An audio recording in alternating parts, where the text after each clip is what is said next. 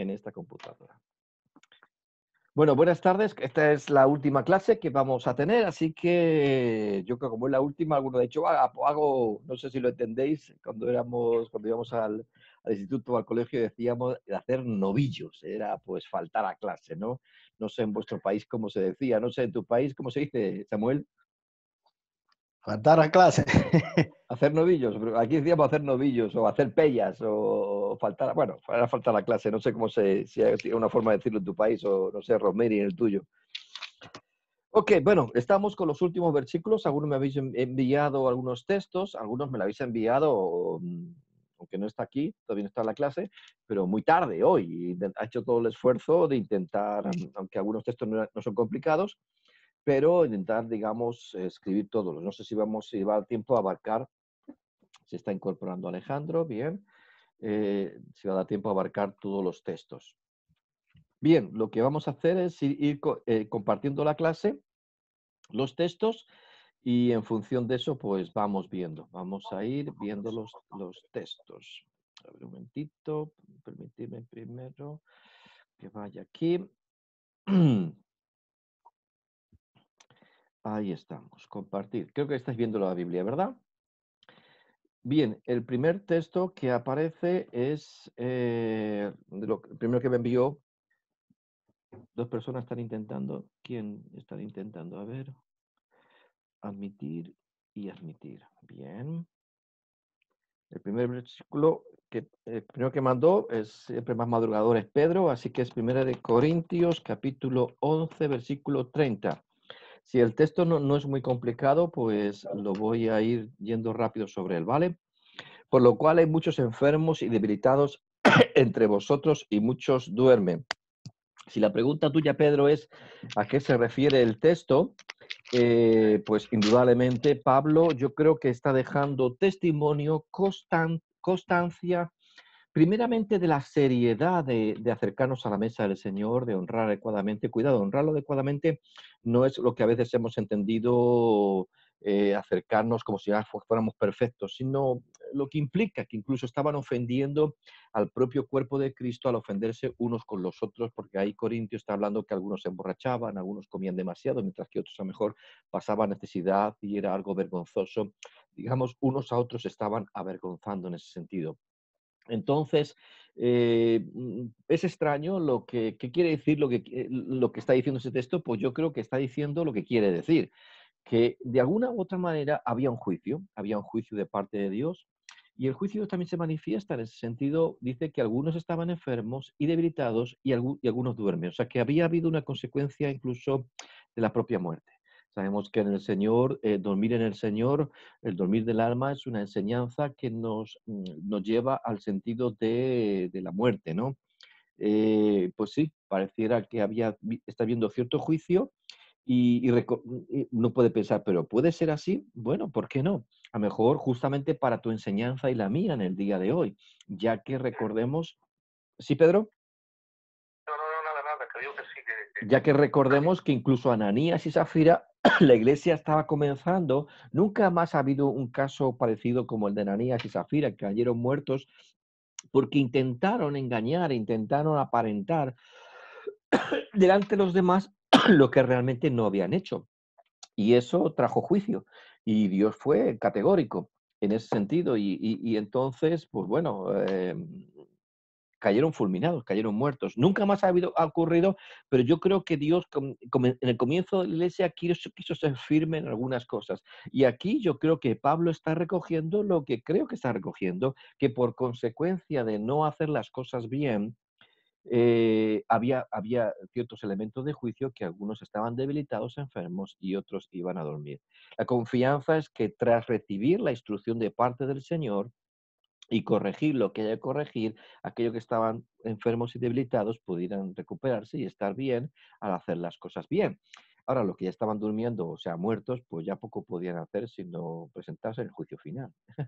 No sé si alguien quiere añadir algo, pero yo creo que aquí, aunque podemos decir, bueno, significará esto, significará aquello, es simbólico, yo creo que no es simbólico, yo creo que Pablo está dejando constancia y testimonio que hay momentos que Dios se toma muy en serio ciertas cosas y hay consecuencias.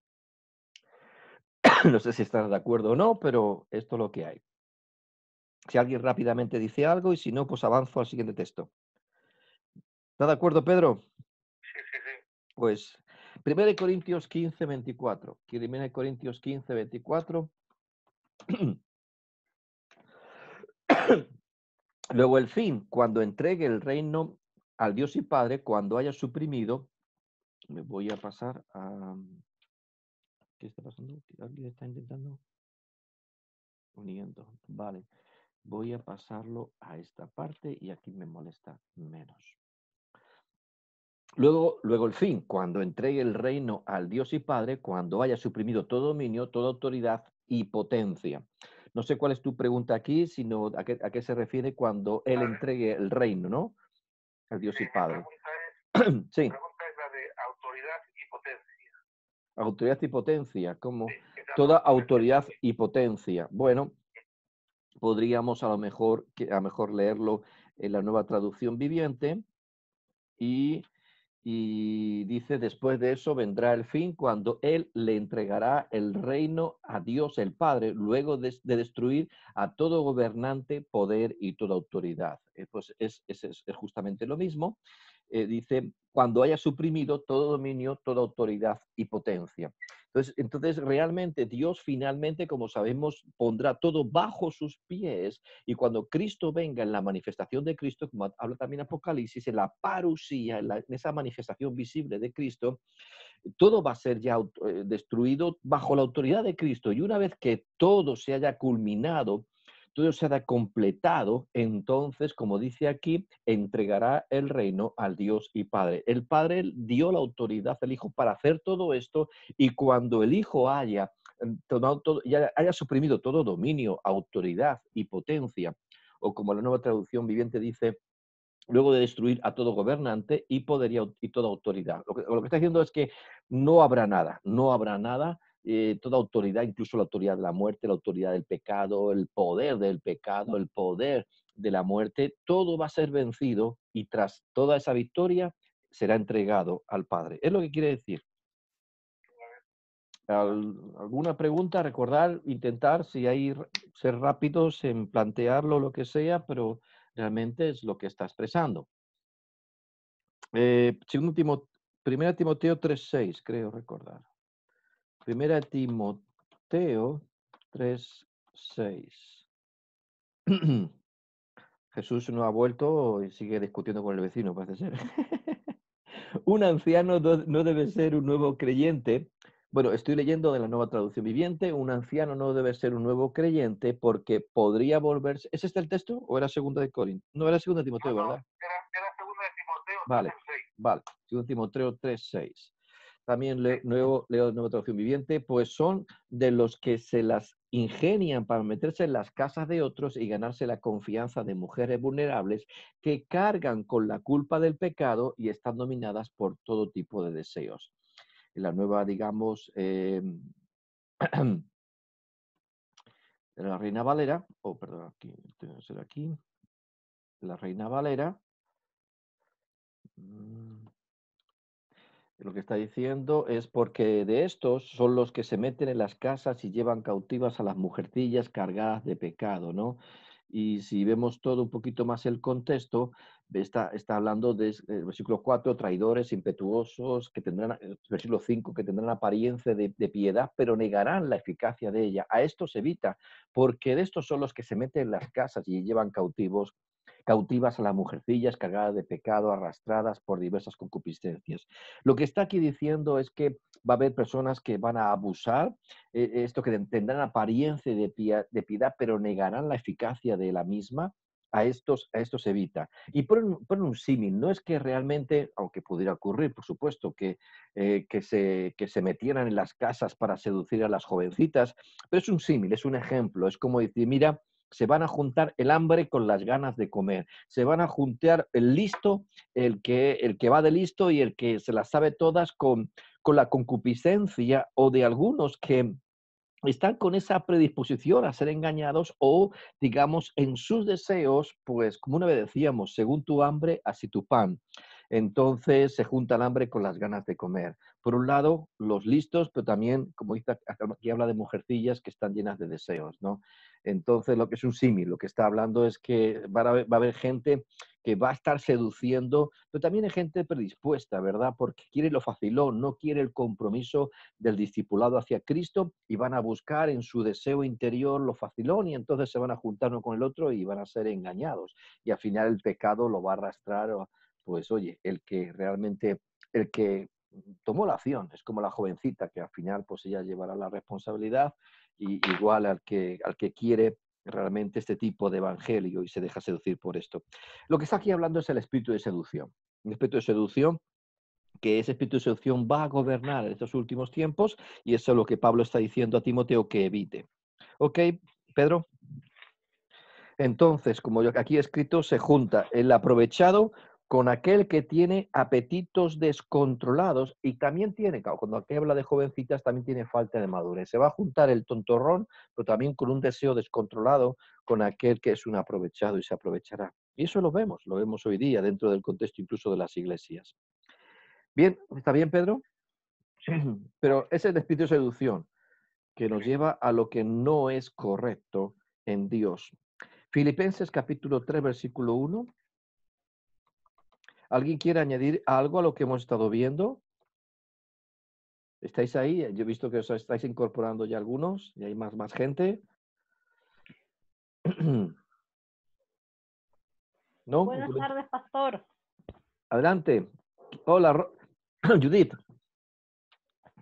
Ya me he conectado, tenía un problema por conectarme, aquí estoy. Ah, fantástico. Bien, bien, bien. Entonces escuchas y te escuchamos bien. ¿Algún Vale. comentario queréis hacer con esto? No. Ok, muy bien. Pues el siguiente pasaje es Filipenses capítulo 3, versículo 21, el cual transformará el cuerpo de la humillación nuestra para que sea semejante al cuerpo de la gloria suya, por el poder con el cual puede también sujetar a sí mismo todas las cosas. ¿Cuál es tu duda aquí, Pedro? Aquí, Filipenses capítulo 3, el versículo 6, ¿no? No, perdón, no, me dices Filipenses 3:21. 3:21. Bueno, vamos a ver que lo vea, que no lo he visto. Está hablando de la glorificación. Sí, Sí, sí. entonces dice, el cual transformará el cuerpo de la humillación nuestra para que sea... La duda mía es lo de la humillación del cuerpo.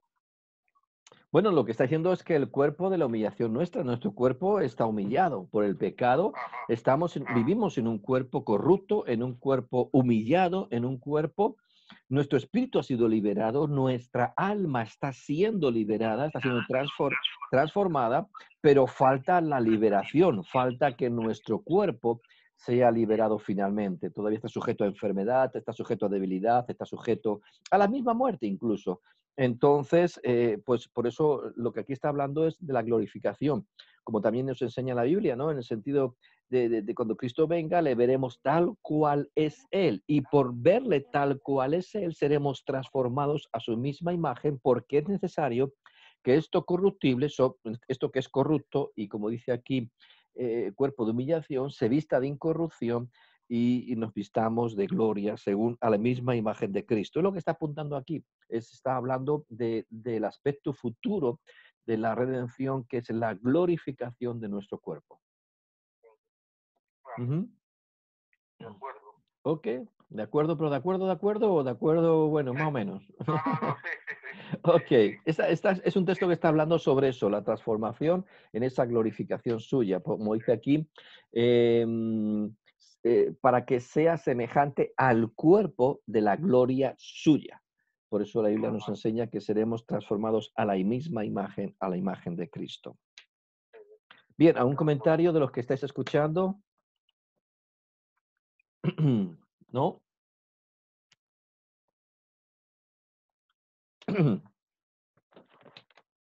Estáis casi todos, ¿no?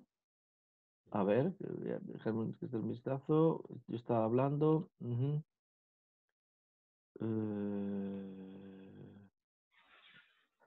Muy buenas, Edison. Escuchas bien, ¿verdad? Manuel, buenas. Hola, buenas. Sí, Ok. se escucha bien. Ok, Hilda, ¿estás ahí? Sí. Sí, se escucha bien, yo escucho bien. Muy bien, Manuel. ¿Y Hilda también? Sí, bendiciones, pastor, sí. Bendiciones. Bien, pues avancemos. Creo que tú no me has enviado más textos, Pedro, ¿o sí? No, yo sí ya no te había dado más. Bueno, te daba el de Gálatas, pero decías que ya te lo había dado. Sí, ese ya le dimos la semana pasada. Y era el de Gálatas, no, pero yo te daba el de Gálatas 2:11, que habla de Pedro. El otro ese no lo habíamos visto, pero bueno, es igual, ya está. Ok, listo. Pues vamos con otros versículos. Esta vez me los ha enviado Samuel. O sea, Romanos capítulo 13, versículo...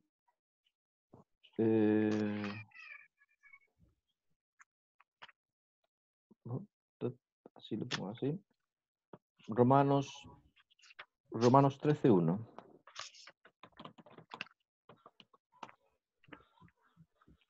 Sométase toda persona a las autoridades superiores, porque no hay autoridad sino de parte de Dios, y las que hay por Dios han sido establecidas. Y tú me preguntabas, o sea, si autoridades, ¿se refiere a autoridades también espirituales? Cuando dices autoridades espirituales, me preguntabas a qué te referías. ¿Te referías a un pastor? ¿Te referías a qué te referías? ¿O a autoridades de un ángel? No, la autoridad que se ponen En general, ¿no? sí, en general. Ok, el contexto está hablando de la autoridad civil, de las autoridades civiles, ¿no? Por eso luego sigue diciendo en el contexto, está hablando que incluso, oye, por eso tiene la espada, temamos, ¿no? Oye, si hacemos las cosas inadecuadamente, no pensemos, como yo soy hijo de Dios, yo soy un peregrino por esa tierra, yo no estoy bajo la autoridad de este mundo, pues no tengo por qué obedecer. No, sí, tenemos que obedecer, y aquí Pablo claramente está hablando de estar sujetos a las autoridades, y aquí claramente está apuntando en el contexto hacia la autoridad civil. Pero es interesante, y si cogemos el contexto, hay dos principios que deben regular esto, ¿no? Por ejemplo, el versículo 8 dice, no debáis a nadie nada, sino el amaros unos a otros, porque el que ama... primero, el versículo 7, el primer principio que quiero destacar, el versículo, 8. No debáis a nadie nada, sino el amaros unos a otros, porque el que ama al prójimo ha cumplido la ley. Pero el versículo 7 dice, pagad a todo lo que debéis, al que tributo, tributo, al que impuesto, impuesto, al que respeto, respeto, al que honra, honra. Entonces, ese sentido de respeto hacia la autoridad va más allá un poquito y dice, mira, incluso sería bueno que tengas este principio de que no debas a nadie nada, ¿no? Que incluso hay gente que merece una cierta honra, hónralo. Hay personas que merecen un respeto, respétalos, ¿me entiendes? E incluso yo creo que estos son principios que deben regular nuestro entendimiento de cómo actuar en todo esto, ¿no? Porque, es una autoridad civil, bueno, tengo que obedecer al gobierno, pero al jefe o yo qué sé, al presidente de la comunidad o yo qué sé, o a un vecino que convivimos, no lo sé. Y entonces dice, mira, pagad a todo lo que debéis, pagad a todos. Pero el pagar a todo dice, oye, a que tributo, tributo, de acuerdo. Hilda se ha salido, se vuelve a entrar. Al que tributo, tributo, al que impuesto, impuesto, pero al que respeto, respeto, al que honra, honra. No debáis a nadie nada, sino el amaros. Wow, y esto cuando damos la clase de Romanos, yo a veces una pregunta de examen, oye, ¿qué es lo que nos debemos unos a otros? Pues el amarnos unos a otros, no debáis a nadie nada. El único, o sea, porque tenemos una deuda contraída es la deuda del amarnos unos a otros, ¿no? Porque el que ama al prójimo ha cumplido la ley. Y luego también hay aquí un principio, el versículo 10, el amor no hace mal al prójimo, así que el cumplimiento de la ley es el amor. Como diciendo, mira, al final que sí, que a lo mejor tú debes respetar a las autoridades y lo haces como a regañadientes. Y luego al final dice, oye, que te mueva el amor. El amor no hace mal al prójimo. Entonces ya no es si tiene autoridad o no tiene autoridad. Incluso muévete con el entendimiento de que si algo le debes a todo el mundo es el amor. Entonces, y el amor, y si te mueves con amor, el amor nunca hará mal al prójimo. Fijaros qué principio tan increíble que dentro de este contexto de lo que es la obediencia a las autoridades. Entonces, Pablo aquí pues todavía hila más fino yendo incluso a toda relación personal y que tenemos con todo el mundo una deuda contraída de amor. Es como si dijéramos, oye, si estamos en Dios y de tal manera amamos Dios al mundo, y Dios ama al mundo, y si nosotros somos uno con Dios, pues nosotros también tenemos que amar a todos, al mundo. Entonces, y tenemos esa deuda en Dios y que eso nos mueva. Entonces, como decía aquí, pues Pablo todavía hila más fino. ¿Está bien, Samuel? Sí, sí. ¿Alguna duda o algún comentario de alguien? Sí, yo quiero hablar sobre la autoridad en la sociedad civil. Yo creo que algo sobre la autoridad civil, algo sobre el respeto a la autoridad. Yo creo que hay que respetar a todas las autoridades. Dios lo dice, todas las autoridades están puestas por Él. Claro. Entonces, quiere decir que nosotros estamos bajo la autoridad. O sea, tenemos que respetarlas y hasta incluso, como tú dices, amarlas. Bueno, pero una cosa importante, cuando decimos toda la autoridad está puesta por Él, el principio de la autoridad emana de Él. Entonces, si esa persona tiene autoridad delegada, porque entonces el principio de la autoridad sí emana de Dios. Entonces, de ahí el sentido, pero no significa que Dios ponga a todas esas personas. Simplemente hay un devenir de la sociedad que pone y quita, pero el principio de la autoridad sí emana de Dios. Yo creo que ahí es lo que siempre uno tiene que cuidar, ¿no? Ahora, yo difiero, no sé, puede que sí, pero yo no sé, a ver, si toda persona dice, no, es que Dios la ha puesto ahí. Bueno, lo que Dios ha puesto y que esa persona maneja es un principio de autoridad que emana de Dios. Yo voy a respetar el principio de autoridad que esa persona tiene. Eso no significa que yo tenga que estar de acuerdo con la persona, ¿me entiendes? Oye, tiene autoridad, voy a respetar la autoridad porque al fin y al cabo, incluso como dice aquí Pablo, tiene la espada. O sea, temo, ¿me entiendes? Tiene la capacidad de castigarme, ¿vale? ¿De acuerdo? Pero eso no significa que yo te vea, es que Dios te puso, no. Veo a la persona, Dios te puso, no. No, a lo mejor yo no la he puesto, eso es el devenir de la vida. Pero el principio que esa persona está manejando sí es un principio que viene de Dios. Por lo menos es mi opinión. Sí, si a lo mejor esa persona está puesta como autoridad.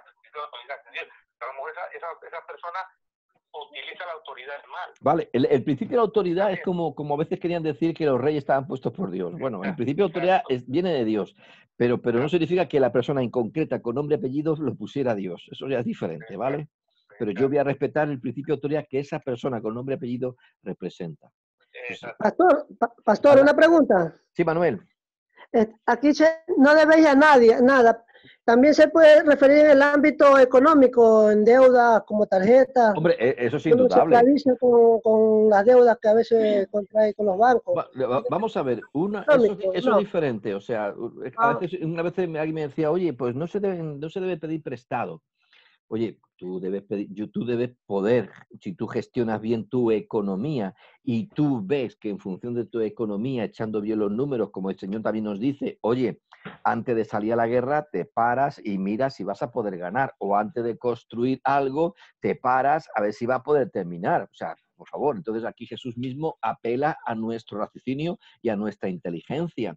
Entonces, no te comprometas. Ahora, si yo veo que mi capacidad, hoy he echado bien las cuentas y tengo la capacidad no de endeudarme, sino porque un préstamo no es una deuda hasta que ese préstamo se vence y entonces no se paga. Entonces sí llega a ser deuda. Anteriormente lo que es un compromiso de pago. Pues sí, compromiso de pago. Igual que si no hiciéramos préstamo, tampoco contrataríamos la luz o tampoco contrataríamos el agua. Porque yo me estoy comprometiendo con la compañía de luz que mes a mes yo le voy a pagar lo que consuma.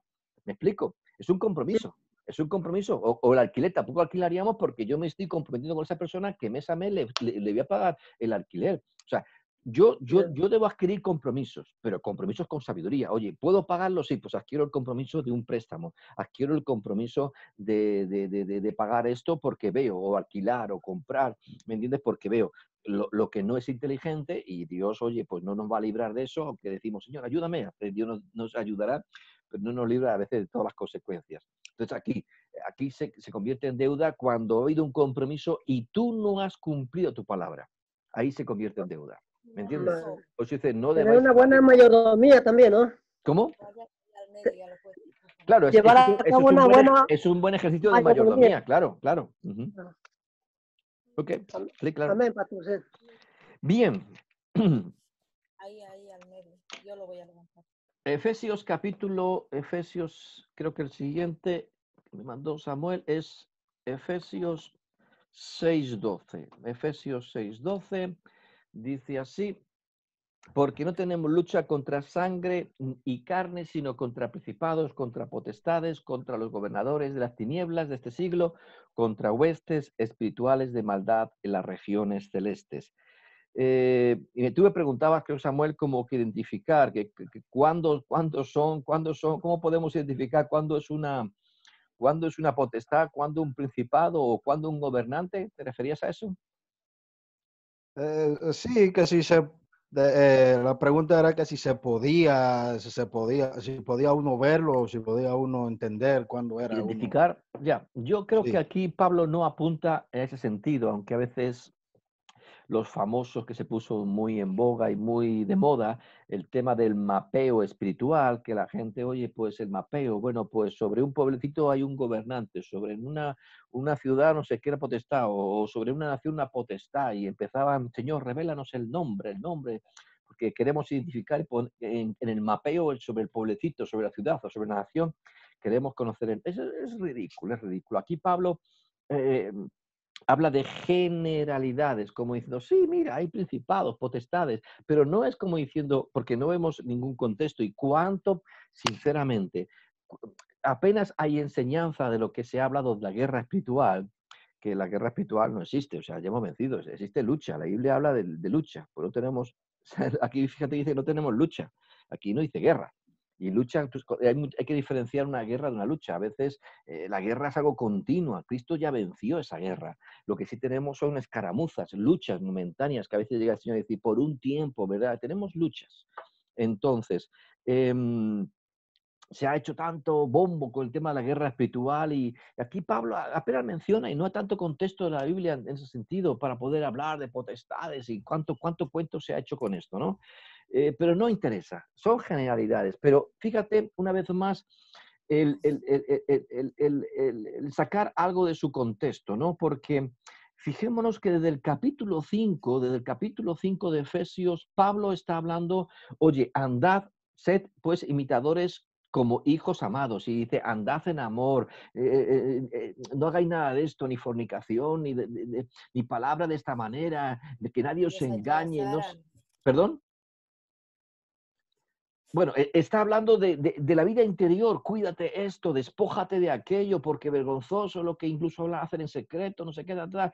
Entonces dice, mirad con diligencia cómo andéis, no como necios, sino como sabios, aprovechando bien el tiempo, porque no seáis insensatos, no sé qué. Y luego, primero el capítulo 5 habla del nivel interior, en tu vida interior, cuida todo eso. Después, someteos unos a otros en el temor de Dios. Antes hemos dicho que nos debemos el amor, someteos, y habla después del matrimonio. Primero habla en ti en primera persona de tu vida interior, después de tu matrimonio, luego habla de los hijos, de cómo hacerlas correctas. Fíjate que luego habla incluso de los amos con los siervos, ¿me entiendes? El comportamiento. O sea, fíjate que empieza a hablar de la persona en tu vida interior, luego de tus relaciones, tu relación principal con tu esposa, tus hijos, honra a tu padre y tu hijo con el padre, honra a tu padre y tu madre, Luego incluso está hablando de obedecer versículo 5 del capítulo 6, obedeced a vuestros amos, y luego le habla a los amos de cómo tener bien a la gente que está al servicio de ellos, y vosotros amos, hacer con ellos lo mismo, dejando las amenazas, sabiendo que el Señor, fíjate, entonces entra en el ámbito personal, y luego termina diciendo, por lo demás, capítulo 6, versículo 10. Por lo demás, como diciendo, si tú cuidas todo esto, que a veces es el problema que algunos han tenido, que quieren enfocarse mucho en identificar los demonios y dicen, y lo que tienen que controlar es el demonio que tienen dentro. Y dice, oye, mira, en tu vida interior, primeramente controla esto. Esto tienes que ponerlo en orden. Luego, en tu vida de matrimonio, en tu vida de familia con tus hijos, en tu vida de relaciones con el trabajo, relaciones. Y luego dice, por lo demás, chicos, si tú cuidas todo eso, por lo demás, hermanos míos, si tú haces lo que tienes que hacer en esto, fortaleceos en el Señor y en el poder de su fuerza, como diciendo, mira, tú haz lo que tienes que hacer y después descansa en Dios, que Dios hará lo que tú no puedes hacer. Pero si tú haces lo que tienes que hacer, que es tu responsabilidad, Dios después te fortalecerá para hacer o para apoyarte mucho más en función de lo que tú has comenzado. Entonces te fortaleceos en el Señor y en el poder de su fuerza. Y claro, luego dice, vestido de la armadura del Señor, porque el enemigo va a intentar aprovechar. Está claro que hay un enemigo que intenta, como dice aquí, tirarnos dardos. Dice, para estar firmes contra las acechanzas del diablo. Pero un creyente que hace lo que tiene que hacer, hace los deberes en su vida interior, con su matrimonio, con sus relaciones, con sus hijos, el enemigo no va a encontrar hueco. El enemigo no va a encontrar hueco. Pero el problema es, claro que el enemigo se va a aprovechar, pero si tú al final no cuidas lo que tienes que hacer en tu interior, tu vida de matrimonio no la cuidas, tu vida con tus hijos no la cuidas, tu vida de relaciones familiares, perdón, de relaciones laborales tampoco la cuidas, ¿qué quieres? ¿Que luego las cosas se solucionan reprendiendo al demonio? No, hijo, no. Por lo demás te fortaleces y te vistes, porque si tú haces lo que tienes que hacer, la armadura que pones, no la pones sobre una carne debilitada, no la pones sobre alguien que está haciendo las cosas mal. La armadura la estás poniendo sobre alguien que está haciendo bien las cosas. Y dices, wow, y entonces estoy protegido, porque hay una dimensión espiritual, por supuesto, pero si yo hago lo que tengo que hacer, yo cierro puertas, yo cierro brechas, yo tengo, y lo hago. Entonces por eso después, fíjate, un pequeño versículo, pero cuánta cuento se ha hecho de este versículo cuando no nos hemos fijado del contexto. Cuando Pablo está diciendo, por lo demás, mira, si tú haces lo que tienes que hacer, luego fortalécete en el Señor, que podrás descansar. Señor, yo puedo hacer hasta aquí, pero más allá no puedo. Tranquilo, tú haz tu parte, que mi espíritu te fortalecerá en la parte que tú no puedes, pero tú haz la tuya. Gente, tú haz la tuya. Entonces tú cuida esto y aquello y luego te cubres con mi armadura. Y claro, pero te cubres cubriendo acciones, no cubriendo carne podrida, llagas que no, cuida tu vida. Y entonces podremos resistir y como dice aquí, estad firmes, porque la clave es estar firmes, firmes, ceñidos vuestros lomos y luego vuelve a decir lo mismo, ¿no? En cuanto a estar firmes. Sí, versículo 13, por tanto, toma la armadura para que podáis resistir en el día malo y habiendo acabado todo, habiendo acabado lo que tienes que hacer. Si tú haces lo que tienes que hacer, habiendo acabado, ¿quién acaba? Dios ya lo consumó todo, pero tú haces lo que tienes que hacer, habiendo acabado todo, vas a permanecer firme, porque has hecho lo que tienes que hacer, te has revestido del Espíritu y puedo confiar que Dios cuidará del resto. Y entonces, una vez más, versículo 14, estás pues firme, ceñido vuestro lomo. Entonces, Samuel, no importa. Aquí Pablo no intenta identificar, no es importante quién tiene más autoridad, cuándo puedo saber si es un gobernante, es una potestad, es un principado. Me da igual, es una generalidad, me da igual. Yo sé que si yo hago lo que tengo que hacer en todas estas áreas, después me fortaleceré en el Señor, Él hará el resto y me podré cubrir con la armadura del Espíritu, sabiendo que esa armadura está cubriendo a un hombre, a una mujer que está haciendo todo lo posible por hacer las cosas bien. Por eso, por lo demás. Por eso Pablo aquí está diciendo, y estaremos firmes. Pero, insisto, en mi opinión se le ha dado mucho, porque al enemigo le encanta distraer el foco de atención y pensar, y al final nos distraemos y decir, se ha distraído cuando ya ha dejado de hacer lo que tiene que hacer, porque Dios primeramente le ha hablado, capítulo 5, insisto, tu vida interior, cuida esto, hay muchos más versículos hablando de esto, luego tu matrimonio, tus hijos, entonces, ¿qué? Pablo entra en todo y luego diciendo, por lo demás, mira, si todo eso está bien, descansa en el Señor, que si tú haces lo correcto, mira, el Señor te fortalecerá y podrá descansar en la armadura del Espíritu. ¿A un comentario? ¿Estás de acuerdo? No lo sé, pero bueno, es lo que yo veo. Pastor, un comentario. Venga. O sea que uno como hijo de Dios está cumpliendo la ordenanza y todo, pero en el momento que prácticamente deja eso a un lado, prácticamente le abrimos brecha al enemigo para no Claro. venga esa lucha Claro. hacia el creyente, ¿no? Claro, claro que sí. Le Mira, abrimos, un buen ejemplo es Nehemías. Un buen ejemplo es Nehemías. Recordemos que cuando Nehemías va, y ya había sido reconstruido el templo. Y entonces había templo, pero estaban desprotegidos. Cualquier enemigo podía entrar, los Sanbalat, los enemigos entraban y hacían lo que querían porque no había puertas. Había templo, había sacrificio. Igual ocurre en muchas personas. Hay vida espiritual, interiormente hablando, pero no hay puertas. Y Dios dice, mira, el Espíritu Santo viene como Nehemías. Oye, aquí hay que reconstruir los muros. Gente, aquí hay que construir puertas. Es que aquí entra cualquiera en tu mente, cualquier pensamiento llega a tu mente porque la puerta está abierta. Hay que cerrar brechas, hay que construir muros, hay que fortalecerse, hay que madurar y hay que crecer en Dios. Y entonces tienes dominio propio, creces, ¿verdad? Y estás protegido. Es la armadura. De pronto se levanta la armadura, ¿verdad? Que la has construido y dices, wow. Pero lo que no puede ser es que quiera decir, Señor, vale, hay templo, pero no he hecho lo que tenía que haber hecho. Porque es un esfuerzo levantar esa puerta, levantar ese muro. No he hecho lo que tenía que haber hecho y ahora quiero que tú, me pongo a reprender demonios y lo echo fuera. Mira, no, la cosa no funciona así. Porque la brecha sigue abierta y si no es hoy es mañana y el enemigo podrá decir, tengo derecho porque él no ha hecho los deberes y entonces él podrá entrar y podrá hacerse de las suyas. Y ahí, claro, a veces Dios nos ayudará y podremos resistir y echar fuera, pero después decir, oye, vale, hemos ahuyentado al enemigo, pero la puerta sigue quemada, el muro sigue sin hacer, así que aprende la lección porque tienes que reconstruir los muros. De lo contrario, estarás siempre expuesto al capricho del enemigo. ¿Un amén, comentario más? Pastor, una pregunta. Sí, Mire, yo escuché un testimonio, pero quiero hacerle una pregunta. adelante.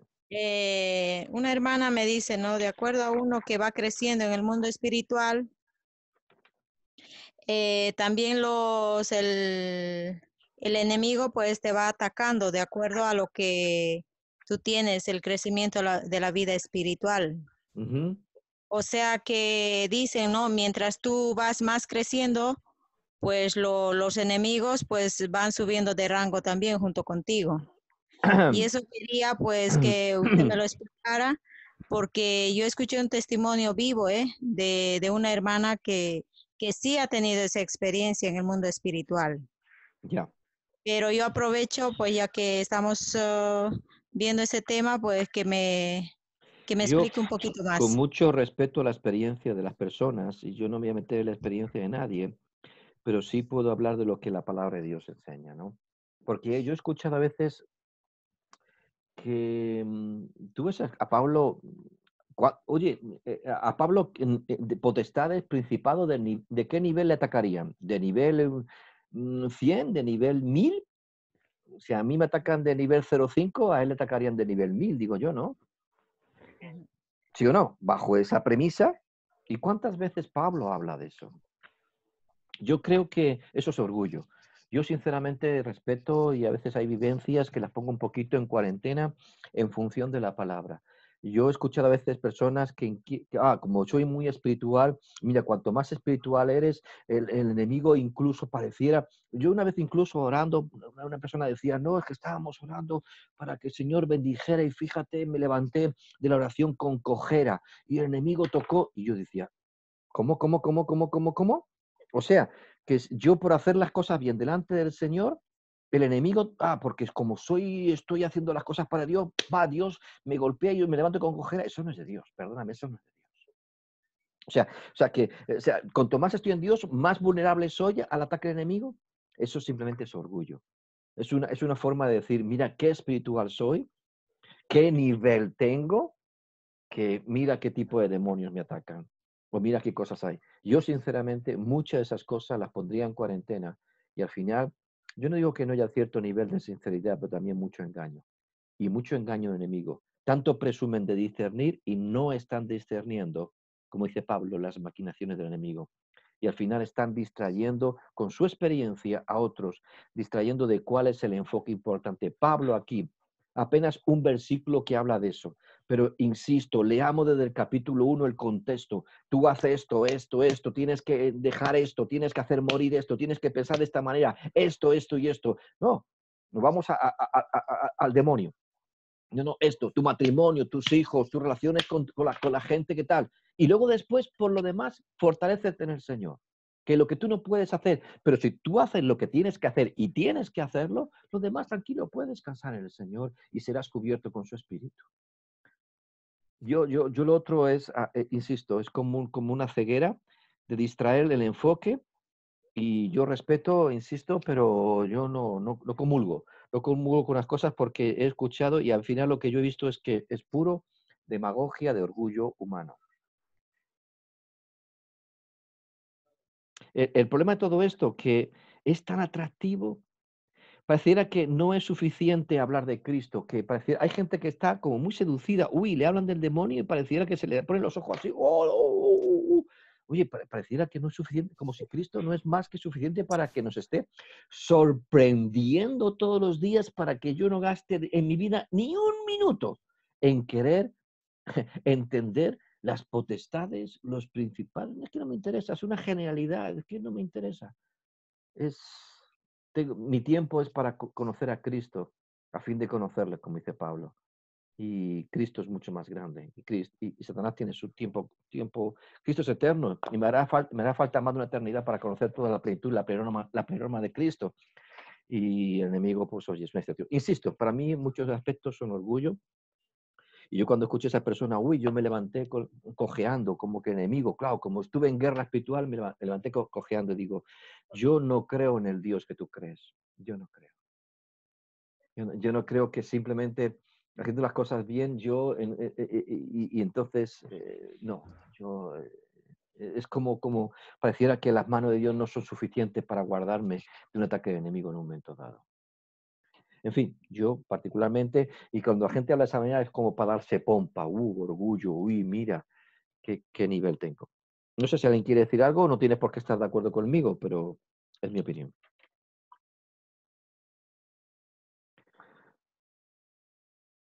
Nadie quiere decir nada.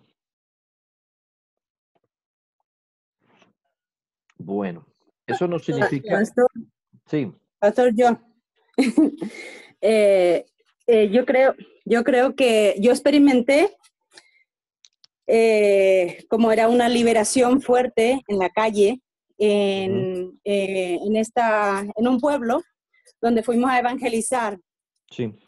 Este hombre salió y exaltó a Satanás de una manera impresionante, y él prácticamente intentó a mí hacerme daño, porque nosotros estábamos predicando y tocábamos puerta por puerta, ¿entiendes? Entonces él salió y él empezó a exaltar a Satanás y todas esas cosas, y dice que Satanás tiene el poder y todo. Bueno, era un hombre endemoniado, ¿vale? Ya, claro. El tema es que cuando él intenta como apretarme, yo sentí claramente, pastor, que yo estaba escondida en el Señor. ¿Me estás entendiendo? Cuando yo hablo y yo digo en el nombre de Jesús, echo fuera a Satanás, ese hombre cae de rodillas, ¿entiendes? Tal fue el poder que experimentamos, porque yo y una mujer de la iglesia, ¿entiendes? Fue fuertísimo, porque el hombre cae de rodillas como con los brazos, como si fuera que, ¡pum! ¿Entiendes? Sí. Entonces, fue en ese momento que los vecinos todos salieron por las ventanas y miraron, y él dijo claramente, anoche yo me estaba por suicidar, dijo. Wow. Me ibas a quitar la vida. Y yo grité, y dije, si existes, mándame ayuda. Cuando yo las vi pasar a vosotras, me dijo, y tocaron el timbre, y después me dijiste, Dios te bendiga, me dijo, yo sabía que vosotros era la ayuda que mandó el Señor, pero el que estaba en mí me llevó a atacarles, me dijo, ¿no? Yeah. El tema es que yo he visto los músculos de este hombre queriendo apretarme ¿cómo era esta cosa que tenemos aquí? Yeah. La clavícula.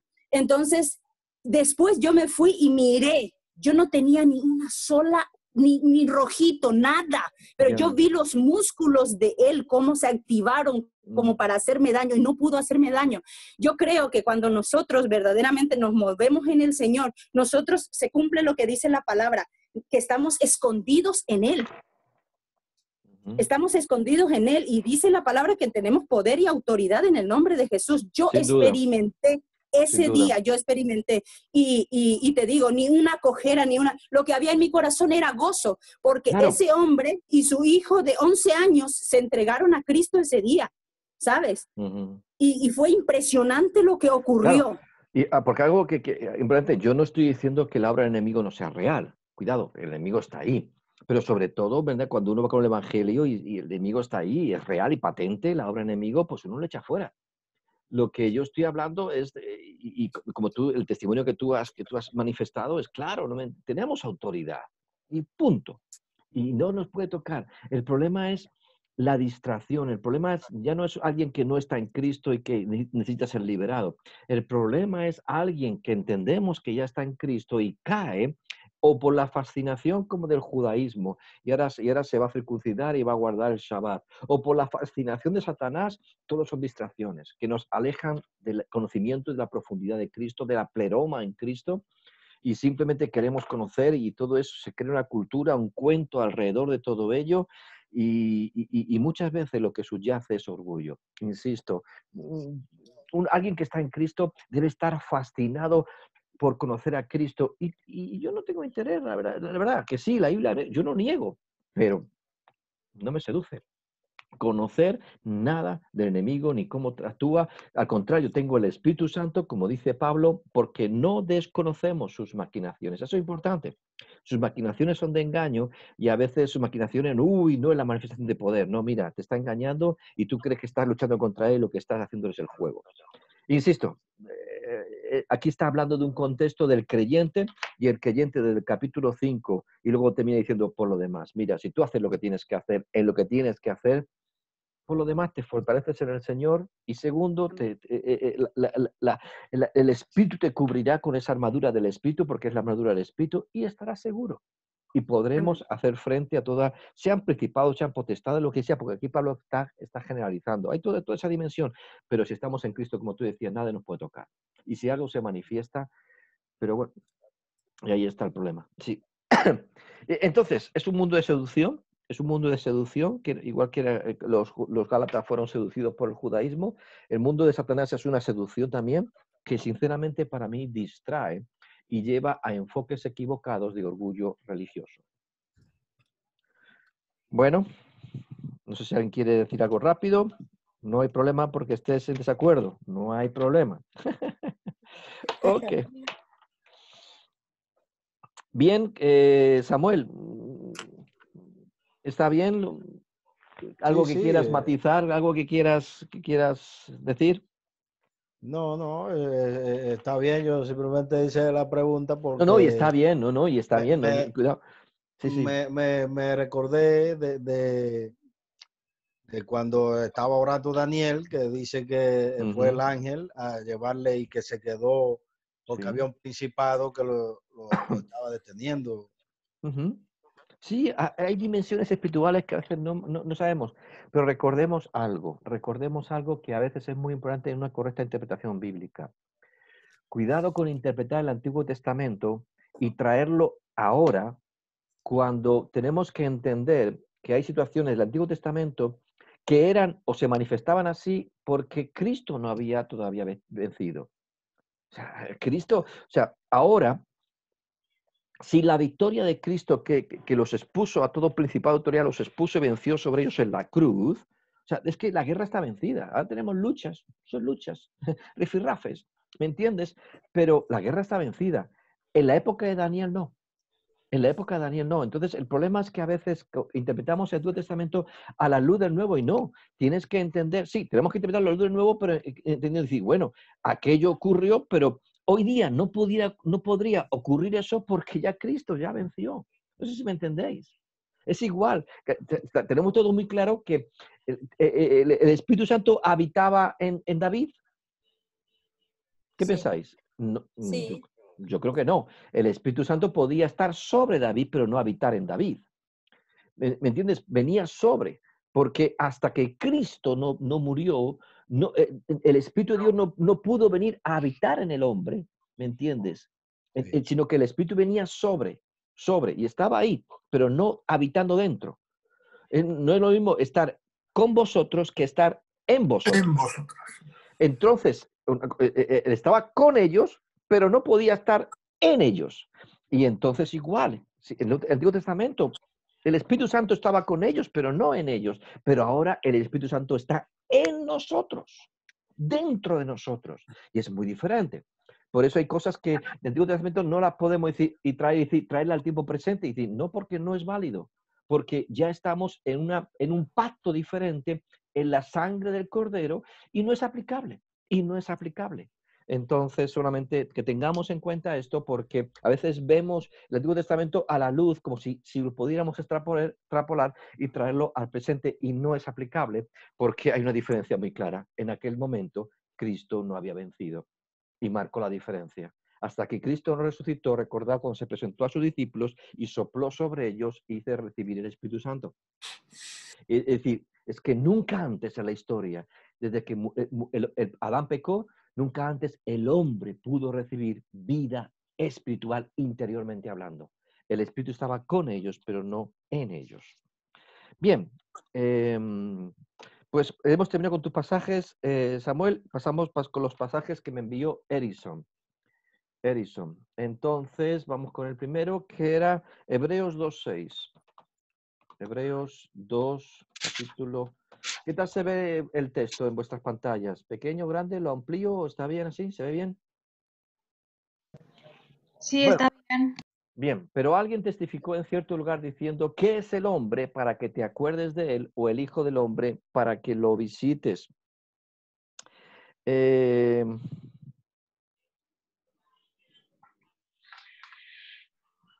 que la pregunta, no sé si le he apuntado la pregunta, no recuerdo, Edison, ¿me lo puedes recordar la pregunta? Sí, dame un segundito que te la digo. A ver, lo puedo buscar, bueno, es un jaleo ahora por aquí. Pedro, sigues ahí, ¿verdad? Vale. Yeah.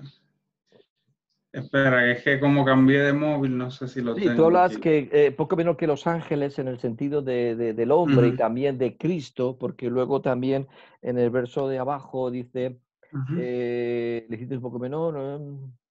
Vale, mi pregunta era, o sea, que a qué se refería, o sea, en qué sentido hizo al hombre un poco menor a los ángeles. Ok, porque vale. yo sé que, por ejemplo, yo sé que nosotros tenemos privilegios que ellos no tienen, como ejemplo predicar la palabra, que ellos no Claro, tienen ese privilegio. pero no Entonces, solamente el hombre, sino que versículo 9, creo que también tú lo pones ahí, pero vemos a aquel que fue Exacto. hecho, hablando de Cristo, pero vemos a aquel que fue hecho un poco menor que los ángeles, a Jesús, coronado de gloria y de honra, a causa del perecimiento de la muerte, para que por la gracia de Dios gustase la muerte por todos. Entonces, bueno, también Cristo está hablando que fue hecho un poco menor que los ángeles.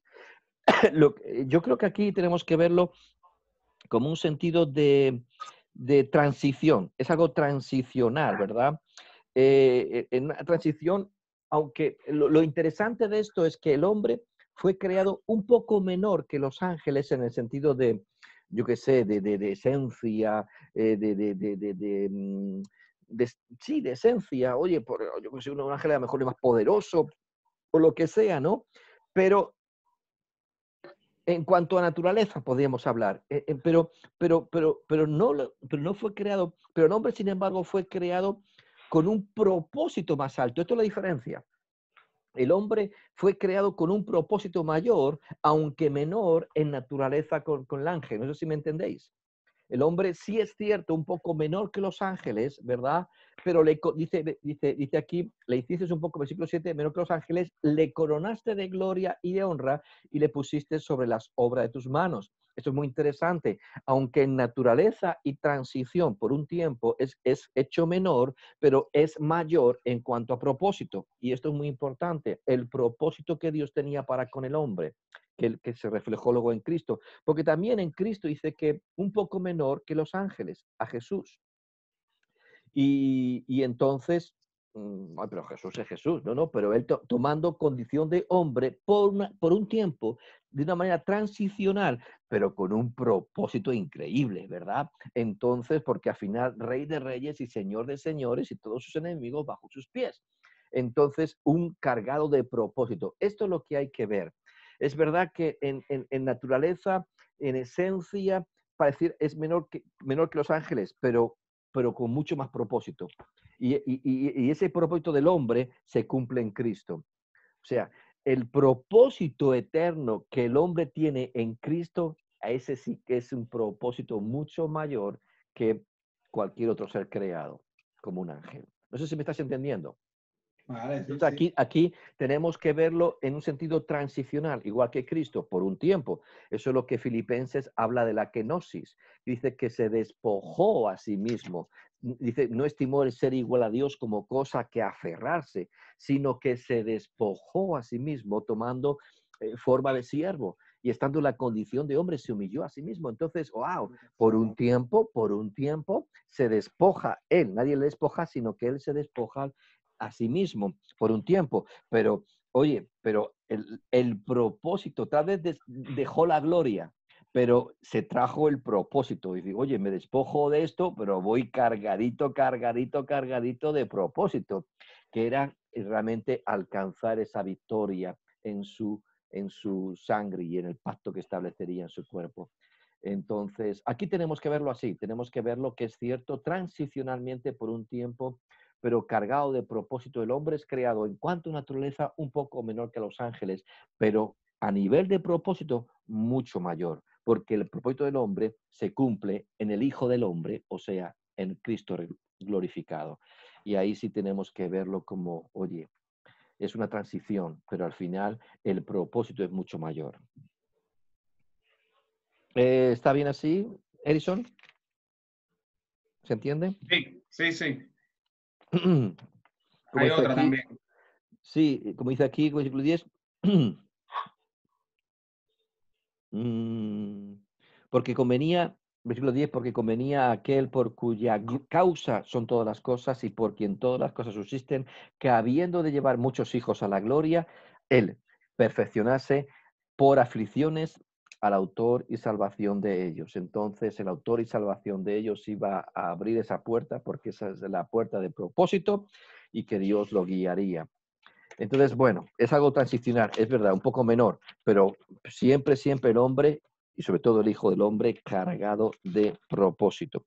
El siguiente texto que tú me has enviado... Perdón, Fernando. Sí, dime. Una pregunta más para, o apuntar algo, porque, por ejemplo, en este caso habla de que hizo a Jesucristo un poco menor a los ángeles, digamos, algo que iba porque tomó la condición de hombre, claro. Exacto. Pero también hay un versículo en Colosenses que habla de que Él es el primogénito de la creación. Yo sé que no ha sido creado, pero esto puede traer a confusión también. Yo estuve estudiando un poco y decía, o sea, que ahora el versículo, creo que Colosenses, me parece que es 3, a ver, te lo digo enseguida. Sí, 3:15. 1:15, perdón. 1:15. ¿1:15? Sí. Sí, entonces hablaba de que Él era el primogénito de toda la creación, pero no porque haya sido creado, sino como que tenía la honra que tenía el primogénito que se le daba en el Antiguo Testamento, que, o sea, que pues la herencia, pues no sé, tenía el privilegio, digamos. Entonces, a ver si me puedes comentar algo de eso. Mira, te lo comento así, porque la traducción, por ejemplo, la Nueva Traducción Viviente dice, Cristo es la imagen visible del Dios invisible, Él ya existía antes de que las cosas fueran creadas y es supremo sobre toda la creación. Aquí hay una llamadita que está diciendo, Él es el primogénito de toda la creación, digamos una traducción alternativa, ¿no? Lo que aquí se traduce, lo que está diciendo es como el elemento primigenio sería, digamos, el elemento catalizador, Él es como, porque por el verbo todas las cosas fueron creadas, o sea, del verbo emanó todo. Él es como que Él es el que engendra, Él es el que es primogénito, pero porque todo tiene la raíz a través de Él. Es la raíz primigénica, en el sentido de que todo tiene su raíz en Él. Eso es lo que quiere decir. Él ya existía ante todas las cosas que fueran creadas y es supremo sobre toda la creación, porque toda la creación emana de Él. Entonces, aquí no está diciendo como primigénito, como el primero que fue creado, sino como, me falta una palabra, sino que la génesis, el origen, arrancó desde Él. Tenía la primigenia, el elemento primigénico, digamos que se deriva de Él. No sé si me entiendes.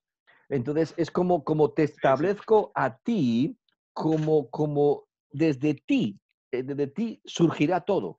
Entonces, es cierto que Él es el primero, porque, mira, yo he estado hablando hace poco en los vídeos que he enviado sobre quebrando a tinieblas. A mí el versículo 2, cuando dice, versículo 2 o 3 de Génesis, cuando dice, sea la luz. Pero ¿qué luz fue creada? Para mí fue el despliegue del verbo.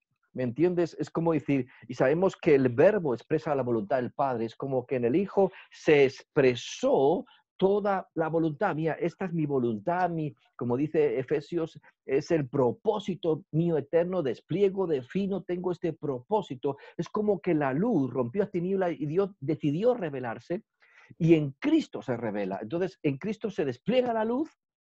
Y en función de esa luz, que es el verbo, en función de ese propósito, todo tiene sentido. Dios empieza a crear esto, el universo, la bóveda celestial, la tierra, pero porque primeramente hay luz, primeramente se despliega el conocimiento de la voluntad de Dios. Sea la luz, sea Cristo, sea el verbo, Él es la luz. Entonces se desplegó. Entonces Dios mismo se despliega, Cristo se despliega como voluntad del Padre, porque Él siempre ejecuta la voluntad del Padre. Entonces, Él es primogénito, digamos, elemento primigénico en el sentido de decir, primero el que despliega y en función de Él todo lo demás es creado. No sé si se entiende. Sí, sí. Ok. Para mí es el elemento catalizador, como desde Él. Claro, entonces para que desde Él surgiera todo, hubo un momento que Dios dijo sea la luz. Bueno, hay un momento de arrancar, hay un momento que Dios decidió revelarse. Aquí me revelo a través del verbo y el Hijo lo hace posible. Ok, creo que el siguiente versículo era 1 Timoteo 3:16, ¿verdad? Sí. 1 Timoteo, perdón, 1 Timoteo 3:16. Bien, sin duda alguna, el gran misterio de nuestra fe. Pero estoy leyendo. Voy a leer. Es otra versión, pero es lo mismo. Ya, pero prefiero leerla primeramente con. Ok, indiscutiblemente grande es el misterio de la piedad.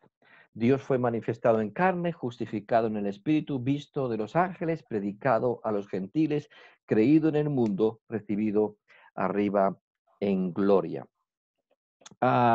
Primeramente dice el misterio de la piedad. Cuando algo en la Biblia pone misterio, es que solo pudo ser conocido y entendido por revelación.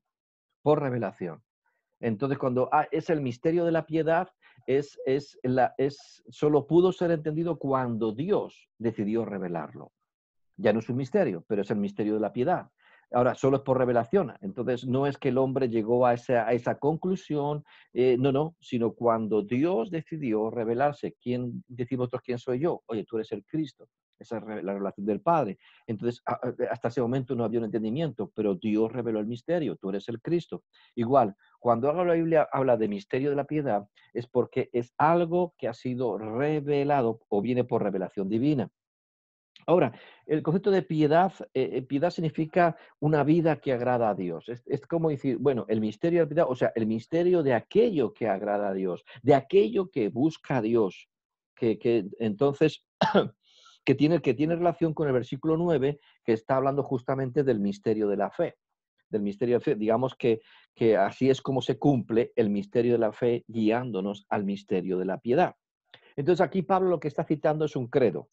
O sea, aquí estamos viendo, recuerda, la iglesia, lo vimos, empieza una forma de retener doctrina, una forma de asimilar conceptos doctrinales, o dogmáticos, era establecer credos. Entonces esos credos se divulgaban mucho por canciones. Entonces muchos creen, y está claro que esto era un himno donde la gente cantaba ese himno, pero al mismo tiempo era la forma de afirmar un credo. Entonces aquí Pablo está recogiendo un credo de la iglesia, un himno de la iglesia. Algunos ven perfectamente como si hubiera una progresión. Dios fue manifestado en carne, justificado en el Espíritu, visto de los ángeles, predicado a los gentiles, creído en el mundo, recibido arriba en gloria. Algunos pueden ver un hilo, digamos, cronológico, aunque a veces dice visto de los ángeles. ¿A qué se refiere? Porque se refiere a la ascensión, pero la ascensión vino, algunos ven incluso ahí la ascensión, y luego el predicado a los gentiles, creído en el mundo, que en eso estamos, y luego recibido arriba en gloria, ven la progresión en el sentido que ahí ya incluso se está declarando la segunda venida de Cristo, ¿no?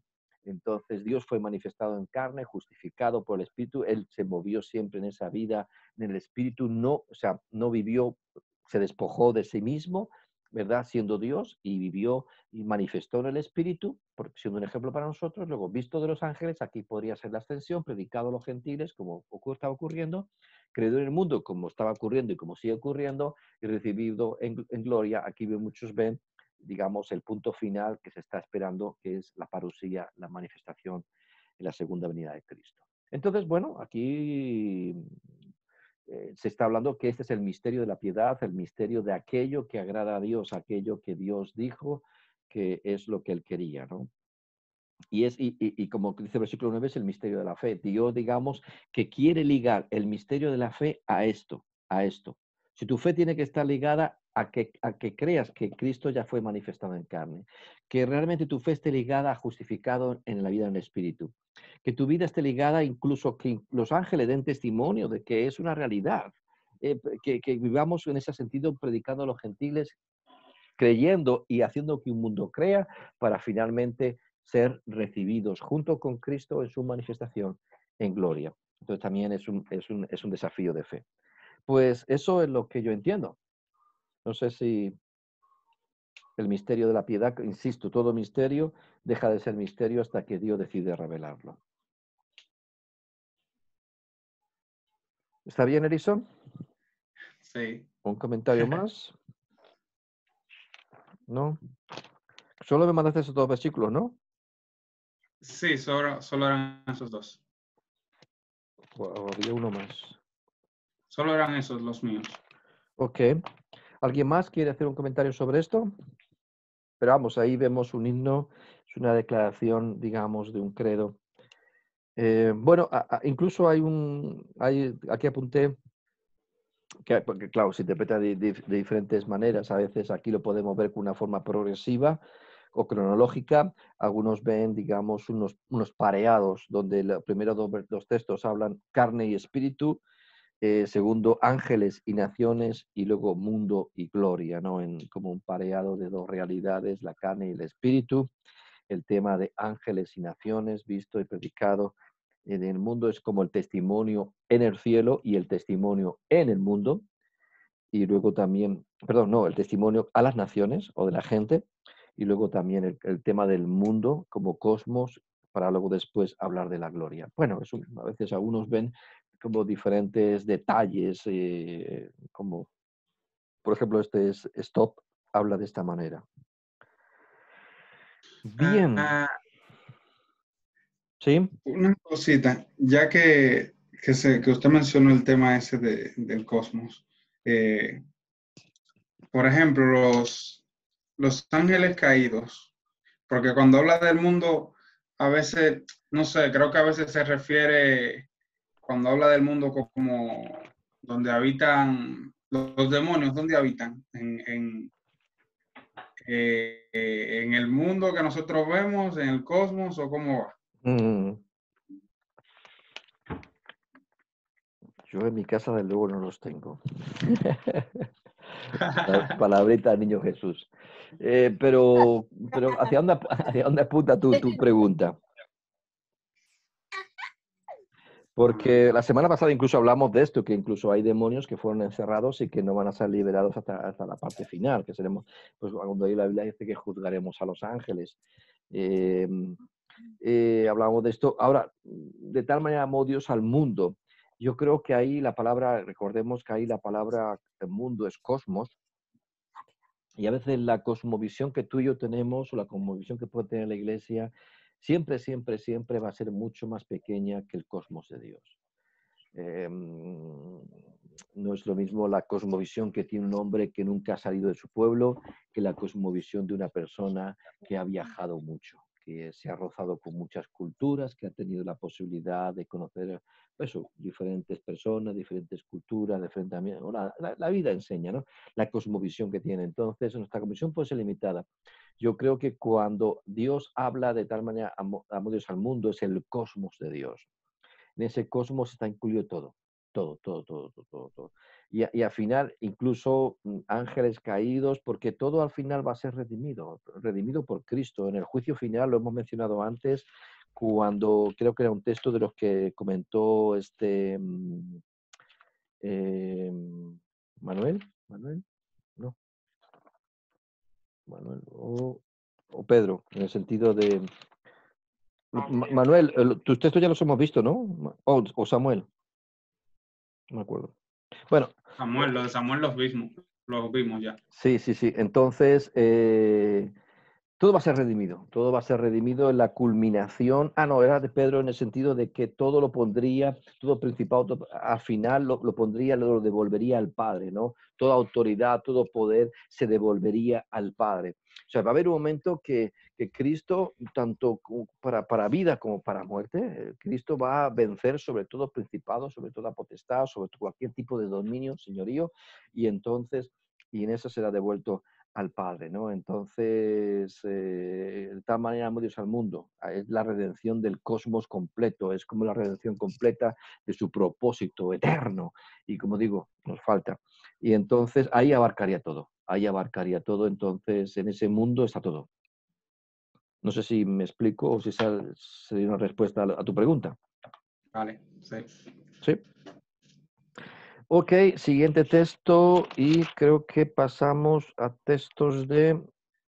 Pedro, ya hemos visto los tuyos. Entonces, ¿de quién es este que apunté aquí? ¿Quién me dio segunda Tesalonicenses 2:7? Bueno, pues... Segunda Tesalonicenses 2:7. Pues lo tenía apuntado en otra parte, Pedro. Vale, para avanzar. Entonces, porque ya está en acción el misterio. Mira, otro misterio. El misterio de la iniquidad. Solo que hay quien al presente lo detiene hasta que él a su vez se ha quitado de en medio. Bueno, creo que en el contexto podemos ver en el versículo 6, porque aquí se habla dos cosas, se habla de lo que lo detiene y se habla de el que lo detiene. El versículo 6 dice, y ahora vosotros sabéis lo que, habla de algo, lo que lo detiene a fin de que a su debido tiempo se manifieste. El problema, como cuando estuvimos viendo los tesalonicenses, recuerda que cuando estábamos viendo las epístolas, estábamos diciendo, oye, aquí hay una conversación entre Pablo y los tesalonicenses sobre algo que Pablo ya ha enseñado, pero que no está recordando, simplemente diciendo, vosotros ya sabéis, ya hemos hablado de esto. Y tú te quedas diciendo, oye, pero vuelve a recordarlo, no nos dejes así, que a lo mejor los tesalonicenses saben a qué te refieres, porque estuvieron presentes en esa enseñanza, pero nosotros no. Entonces nos quedamos un poquito ahí, ¿no? Versículo 5, ¿no os acordáis que cuando yo estaba con vosotros os decía esto y ahora vosotros sabéis lo que lo detiene? Y tú te quedas diciendo, por favor, ¿lo podría volver a repetir? No me dejes así, Pablo, por favor. Pero no lo repite. Entonces aquí se habla de algo que lo detiene y también dice, ya que está en acción el misterio de la iniquidad, solo que hay quien al presente lo detiene hasta que él a su vez se ha quitado del medio. ¿Qué es lo que lo detiene? ¿O qué es el que lo detiene? pues bueno, hay muchas opiniones. La última opinión que yo leí acerca del que lo detiene apuntaba hacia Miguel, el gran protector de Israel. No estoy muy de acuerdo, pero bueno, lo más generalizado, algunos piensan que es lo que lo detiene, hablando de algo, es que este es el hecho del propósito que Cristo mismo estableció, que este evangelio sería predicado a todas las naciones, pero habla de este evangelio, porque a veces lo que se ha predicado no es el evangelio de Cristo, pero bueno, que este evangelio sería predicado a todas las naciones y entonces vendría el fin. Entonces, lo que lo detiene para algunos es el cumplimiento del propósito que Cristo mismo estableció. Por lo tanto, si se habla del que lo detiene, se puede pensar que es Cristo mismo como diciendo hasta que no se cumpla mi propósito, ¿no? O la iglesia representando a Cristo. Entonces, como elemento. Entonces, pero insisto, no podemos especular, pero no tenemos la idea muy clara, aunque Pablo habla a los tesalonicenses como diciendo, vosotros ya sabéis, ya lo hemos hablado, ¿no? Pero pues no sabemos, Pedro, qué es lo que lo detiene o quién es quien lo detiene. Pero sí podemos afirmar que hay algo que lo detiene y sí podemos afirmar que Cristo está en control. Y al final, si aunque sea el arcángel Miguel, al final es Dios el que está en control. O sea, Dios siempre tiene la última palabra y es el que lo está deteniendo, porque el enemigo no puede avanzar. Otra cosa igual, está sujeto, él no puede hacer nada sin el permiso del jefe. Y el jefe tiene todo lo tiempo contado. Entonces aquí no podemos pensar que él va a poder actuar haciendo lo que quiera. Pero en cuanto a qué lo detiene o a quién lo detiene, pues no podemos afirmarlo con rotundidad. ¿Alguno tiene otra opinión? ¿Alguno tiene un estudio y tiene otra opinión?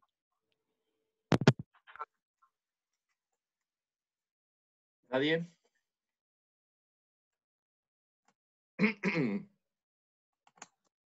¿No? Bueno, estabais aquí. Se murió. Manuel, tú me mandaste un texto, ¿no? ¿Cuál era?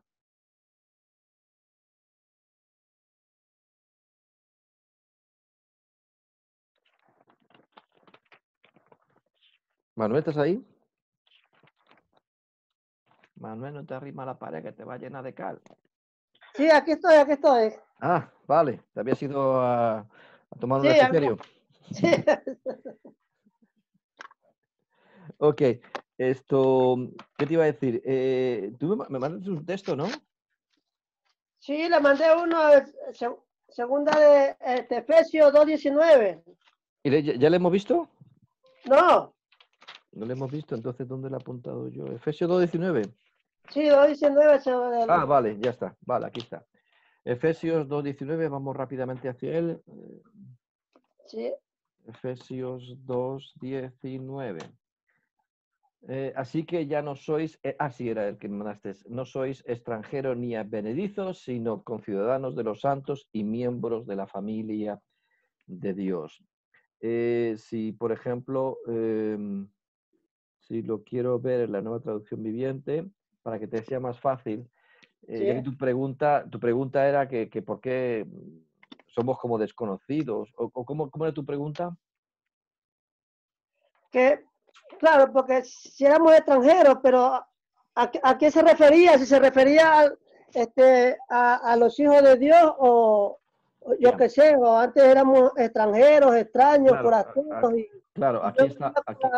A través de Jesucristo venimos a ser ya conciudadanos. Claro, aquí está escribiendo a la iglesia, dice, ya no sois ni extranjeros ni advenedizos, ¿no? Esa palabra puede ser. Entonces, yo creo que está claro, pero vamos, lo podemos ver en la Nueva Traducción Viviente. Así que ahora ustedes, a la iglesia, los gentiles, ya no son unos desconocidos.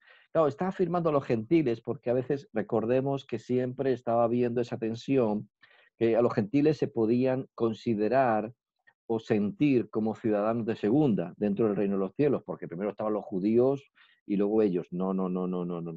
Así que ahora ustedes, los gentiles, ya no son unos desconocidos ni extranjeros.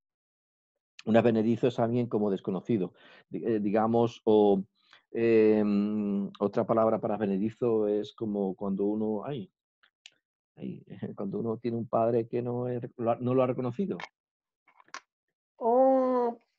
bastardos. Eso, me faltaba la palabra, bastardo, ¿no? No sois unos bastardos, no sois unos advenedizos, o sea, no sois unos desconocidos, o sea, que aquí hay claramente una paternidad y una identidad en Cristo y en Dios Padre, ¿no? Entonces los gentiles ya no son unos desconocidos extranjeros, son ciudadanos junto con todo el pueblo santo de Dios. Aquí no hay unos de primera y unos de segunda, ¿vale? Aquí no hay ciudadanos con DNI y otros con tarjeta de residencia. Entonces, sino que dice... somos hijos de Dios, no hace excepción de personas. Claro. No es tanto la excepción, sino en el sentido de, digamos, de derecho, ¿no?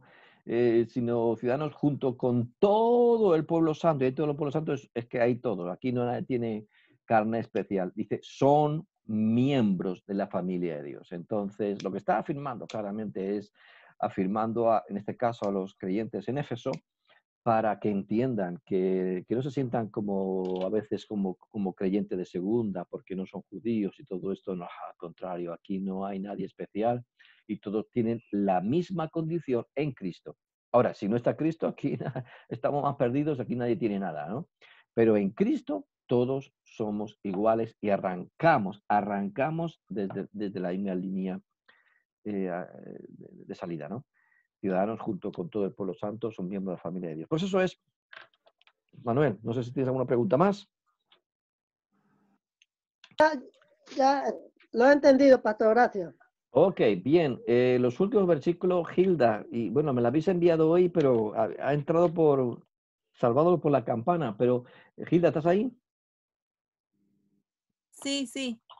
Ok, algunos versículos los vamos a poner, pero a no ser que tú me digas cuál es la duda tuya, pero están muy claros en cuanto a lo que pregunta. Efesios 1:11. Lo pongo en la versión en la Valera. Efesios 1:11.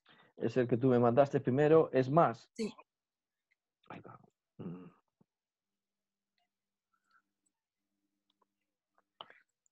En él asimismo tuvimos herencia, habiendo sido predestinados conforme al propósito del que hace todas las cosas según el designio de su voluntad. Entonces, no sé cuál es tu duda aquí, pero lo que está afirmado claramente es que ha habido una predestinación.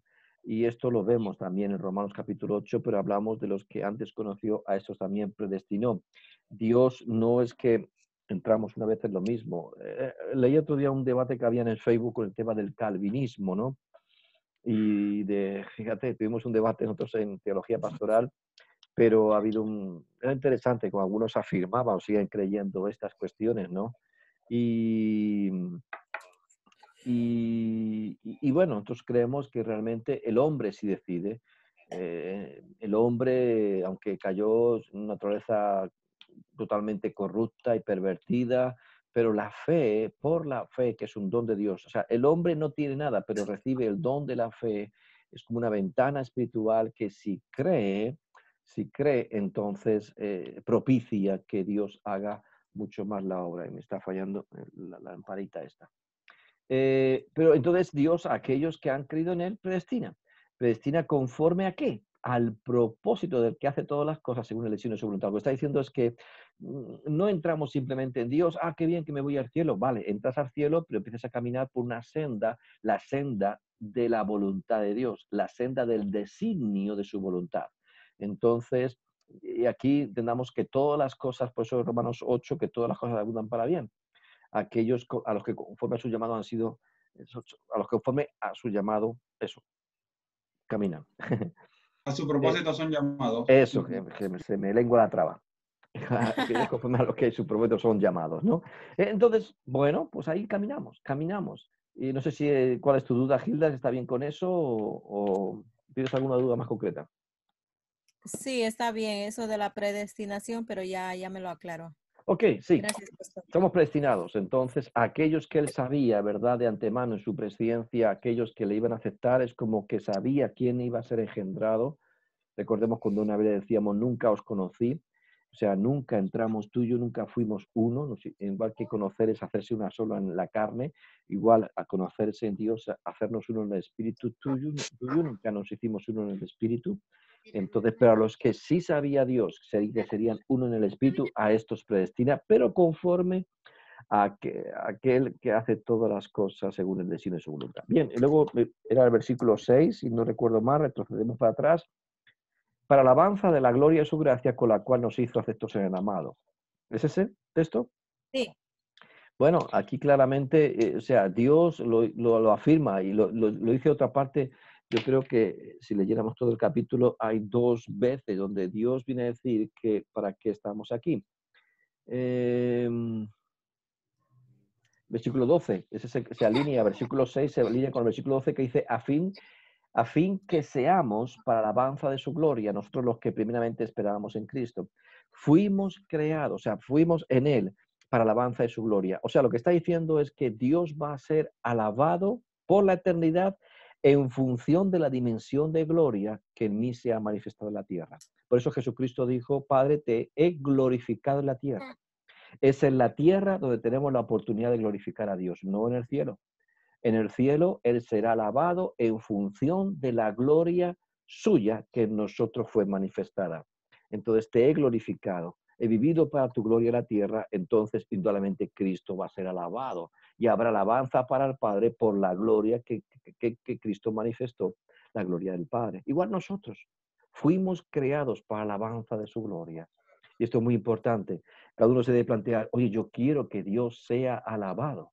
Yo no quisiera decir, como presentarme delante de Él y no aportar nada que redunde para alabanza suya, porque no permití que realmente su gloria se manifestara. No viví porque somos llamados para eso, vivir por el celo de la gloria de su santo nombre. Y recordemos que en el Padre nuestro, lo primero es, Padre nuestro que estás en los cielos, santificado sea ¿qué? Tu nombre. Debemos vivir por y para la gloria de la santidad de su nombre y que Él sea glorificado en nuestras vidas. Entonces, esto es importante. Entonces, bueno, tanto el versículo 6 como el versículo 12 lo que está diciendo es esto, fuimos para la alabanza de la gloria de su gracia. Entonces, para que Él sea alabado en función de la dimensión de gloria que en nosotros va a ser manifestado o será manifestada, si lo permitimos, en la tierra, pero en la tierra, después no habrá oportunidad. Vale, vale. Luego era capítulo 6, versículo, te has quedado solo en Efesios, por lo que veo. Efesios Pastor, sí. 6, Pastor, 11, sí, dime. solo por preguntar, en relación a lo que estuviste tocando de Segunda de Tesalonicenses 6, 7, ¿tendría relación Romanos 13, 1 al 5? ¿Qué dice Romanos? Si me lo lees, pero... ¿Qué dice Romanos? Romanos 13:1 dice, sométase toda persona a las autoridades superiores, porque no hay autoridad sino de parte de Dios, y las que hay por Dios han sido establecidas, de modo que quien se opone a la autoridad, a lo establecido por Dios, resiste, y los que resisten acarrean condenación para sí mismos, porque los magistrados no están para infundir temor al que hace el bien, sino al malo. ¿Quién pues, sino al malo? ¿Quién pues no temer la autoridad? ¿Quieres pues no temer la autoridad? Ajá. Sí. Eso. Haz lo bueno y tendrás alabanza de ella. Ajá. Porque es servidor de Dios para tu bien.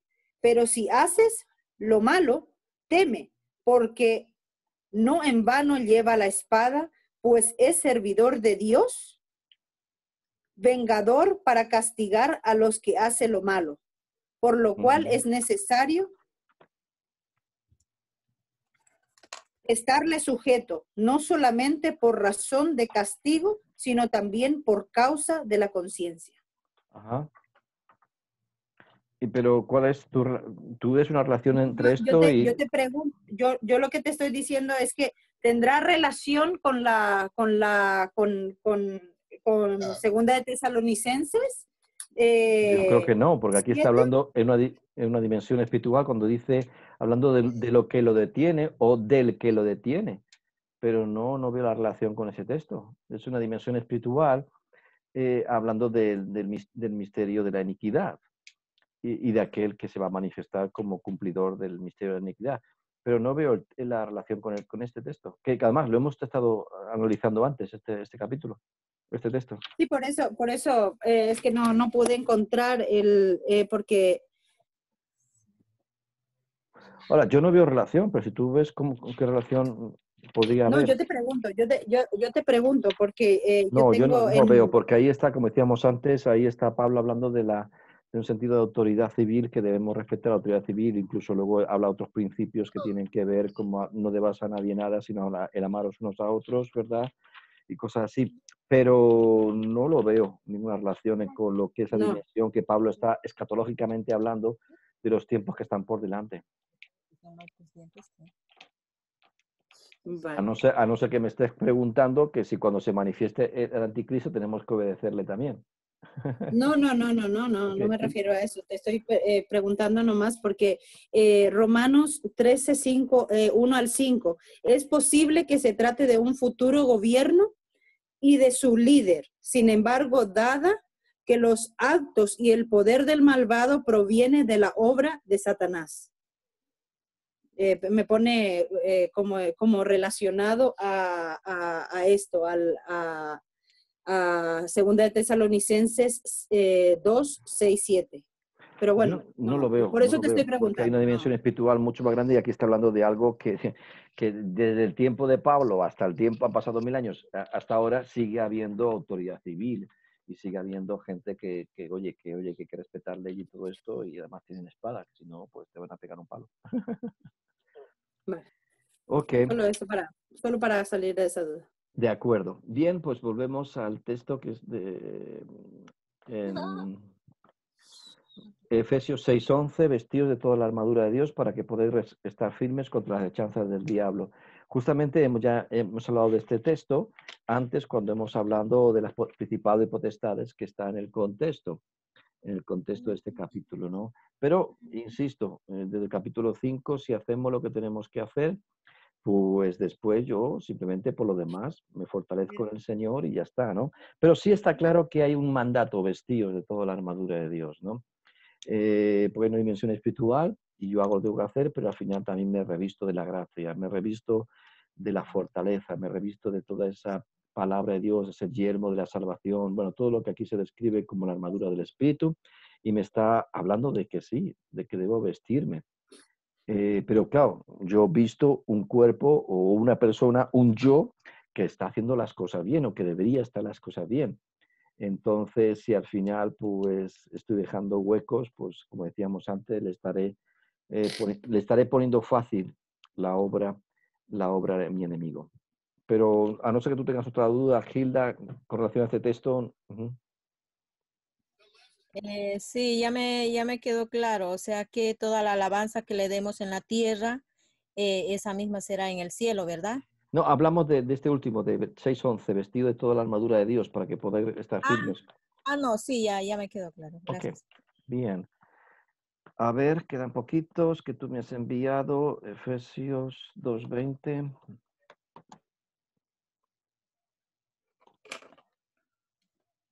Edificado sobre el fundamento de los apóstoles y profetas, siendo la principal piedra del ángulo Jesucristo mismo. ¿Cuál es tu inquietud, tu pregunta? Me gustaría saberla, Gilda, con este. El ángulo, Siendo la principal piedra del ángulo Jesucristo mismo, ¿no? la piedra. Ok. Lo que está afirmando es algo que yo creo que es muy importante. Para mí el ministerio apostólico y profético siempre está dentro de la iglesia.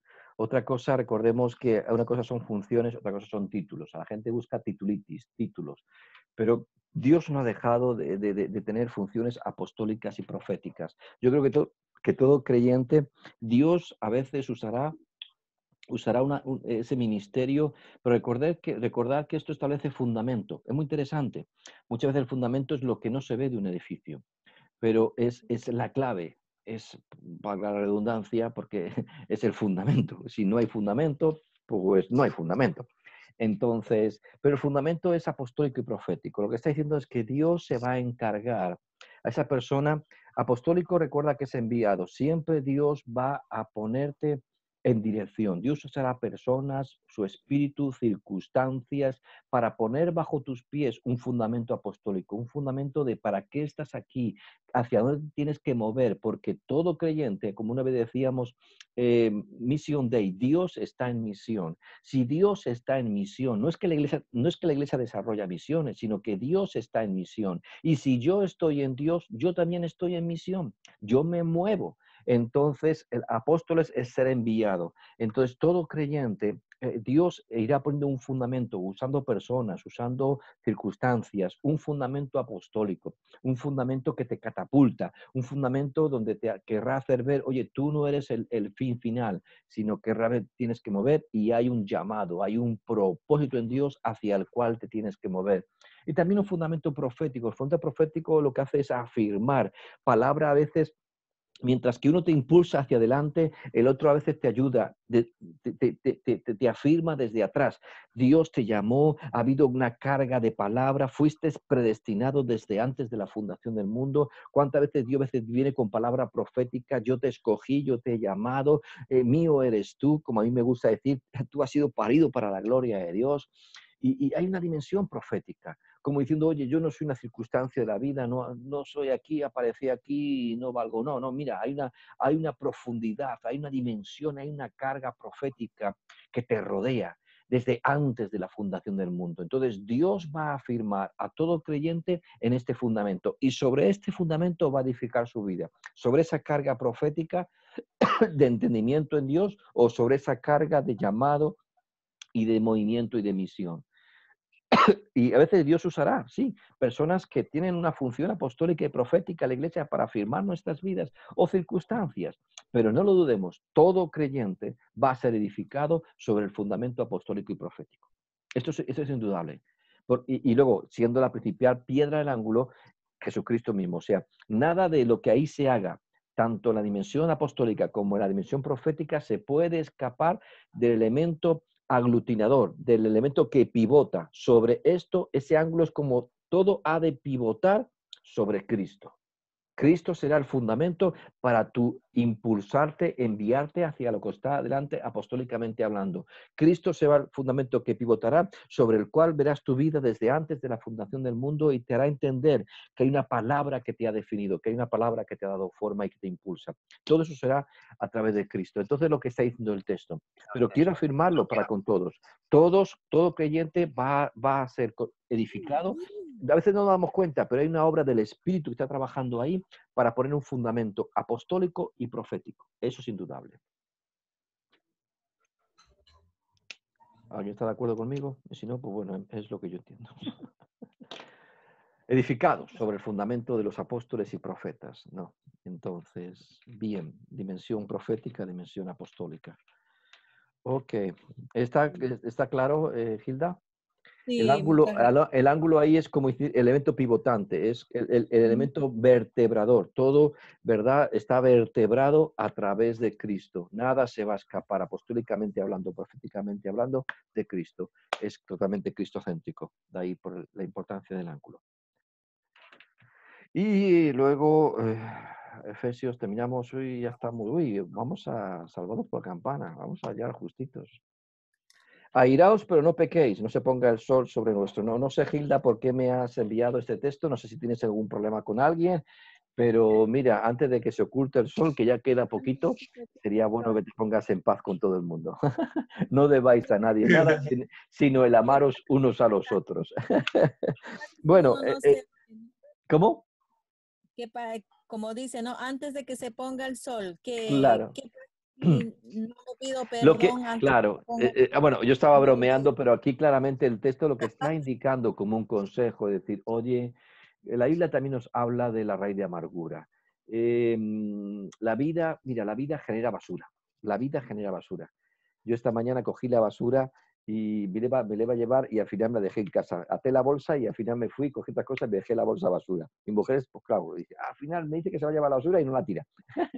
Si no tiráramos cada día la basura, ¿qué pasaría en nuestra casa? Se acumularía la bacteria, la enfermedad, ¿verdad? Y vemos personas como síndrome de Diógenes, ¿no? Que hay gente que... Pero igual, ¿Qué tiene que hacer una? Mira, la vida genera basura. Hay incluso gente que se cree que somos un cubo de basura y de pronto pasas por no sé dónde y te espetan, te escupen, no, escupen en el sentido mejor no de escupir físicamente, pero una palabra, tú eres imbécil, no sé qué, tú eres no sé qué, tú eres un sudaca, mejor, bueno, perdóname que diga esa cosa, ¿no? Como una persona que una vez me vino, es que pastor, es que me han llamado, tranquilo. Hay gente que se cree, es como cuando, mira, otro día, la semana pasada, como íbamos a empezar el culto en la iglesia, pues dijimos hacer una limpieza general y limpiamos las sillas de la iglesia. ¿Tú sabes cuántos chicles había pegados en las sillas? En todas. Pero en todas las sillas, y a veces había 5 chicles. Digo, Dios mío, y entonces alguien dijo, mira, este está fresquito, yo creo que da ganas de comérselo. Otros estaban fosilizados, pero cantidad de chicles. Pues igual, hay gente, y uno se enfada, pero bueno, igual, hay gente que se cree que tú eres un cubo de basura y va y tira su basura en ti, que eres un recipiente. ¿Y qué tiene que hacer uno? ¿Guardarlo en el corazón? No, sácalo del corazón. Termina la noche y decir, mira, este me tiró esto, este se cree que yo soy un cubo de basura, pero yo soy una hija de Dios, yo soy un hijo de Dios. Entonces no voy a permitir que eso permanezca en mi corazón y lo saco de mi corazón. No, es como decir, salgo a la vida cada mañana sabiendo que la misericordia de Dios está ahí, pero cada día vuelvo y han ocurrido un montón de cosas y a veces la vida genera basura. Yo genero basura, gente genera basura y encima me la echa a mí. Me tira su basura en mí. Y porque somos un recipiente. ¿Y qué tenemos que hacer? Sacar la basura. Sacar la basura y aprender a decir, Señor, no permito que esa palabra no va a tener autoridad sobre mi corazón, eso no me va a producir una amargura, voy a buscar a perdonar, Señor, o si es una persona querida para nosotros, pues tengo que arreglar esto. Pero aprender, como diciendo, no dejes que se ponga el sol, mira, aprende cada día, es como, en paz me acostaré, pues si quiero dormir en paz, tengo que aprender a sacar la basura del corazón. Sobre toda cosa guardada, guarda tu corazón, porque de él mana la vida.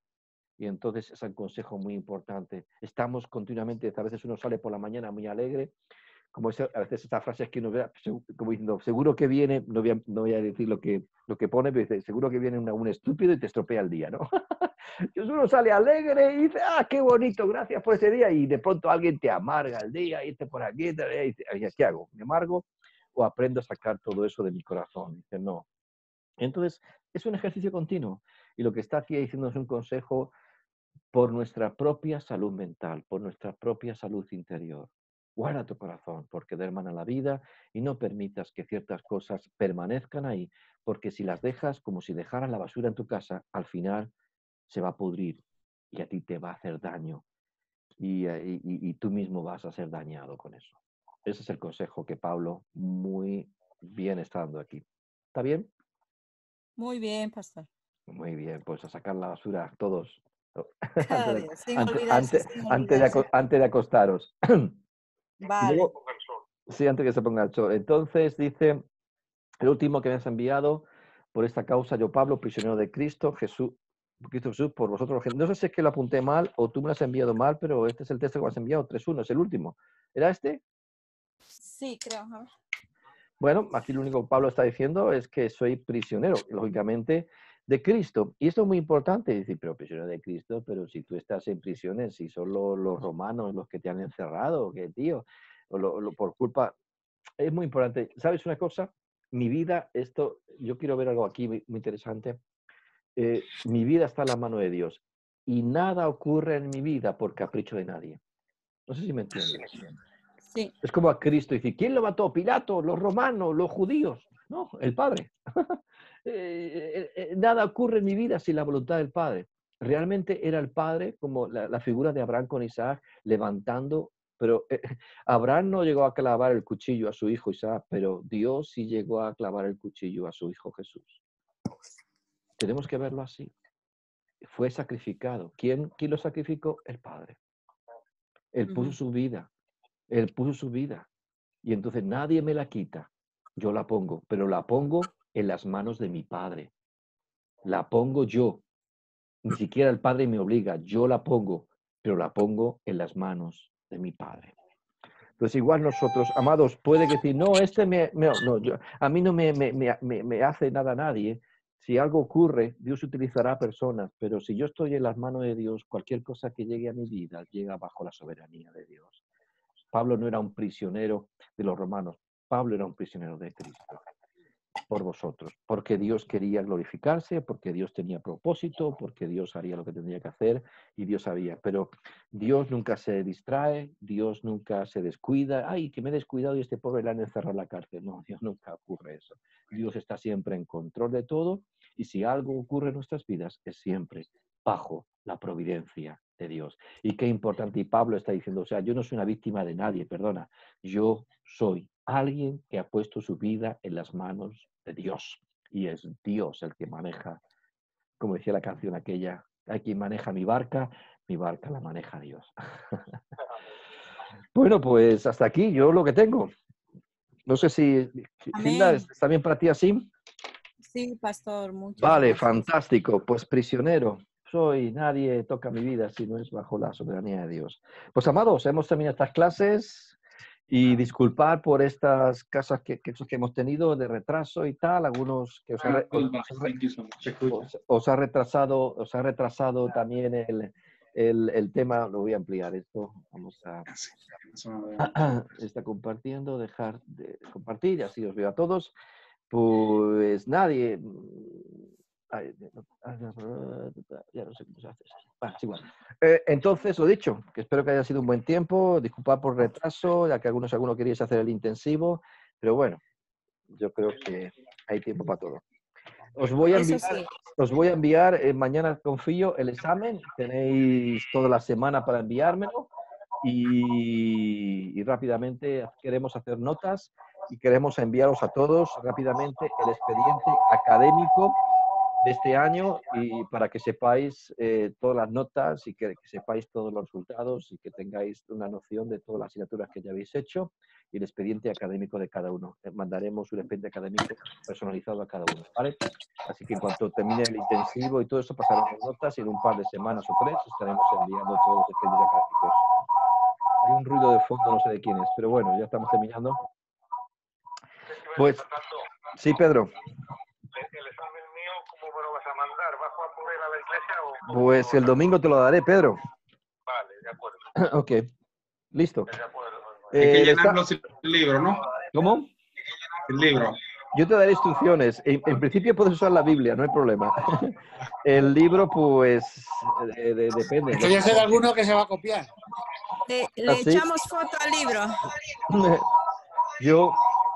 El Señor os bendiga y el Señor vele por vuestras vidas. Que el Señor... Amén, amén. Pastor. Sí, bueno, bendiciones. Ha sido un placer ese tiempo con vosotros, esta clase. Amén, igualmente, pastor. Fernando. Bendiciones a todos. Sí, Sara. Una cosa, los ejemplos del libro, ¿cómo te los enviamos? ¿Por correo? Los correos, sí. Yo os enviaré un Word, o bien trabajas en el Word, o si alguien no puede enviarlo directamente en el Word, lo quieres imprimir y imprimirlo y trabajas en boli, como tú quieres, luego haces una fotografía, lo escaneas como tú quieras. Por correo lo mando. Vale. Yo os mandaré el correo electrónico, o lo puedes mandar por WhatsApp. Si... Pues también, es verdad. Vale, como sea, como te sea más fácil, pero también pondré el correo electrónico. Vale, el jueves lo podemos enviar, ¿no? Perfecto. Bendiciones a todos. Hasta luego. Muchas bendiciones a todos. Cuidaros mucho. Bueno, pastor, muchas gracias.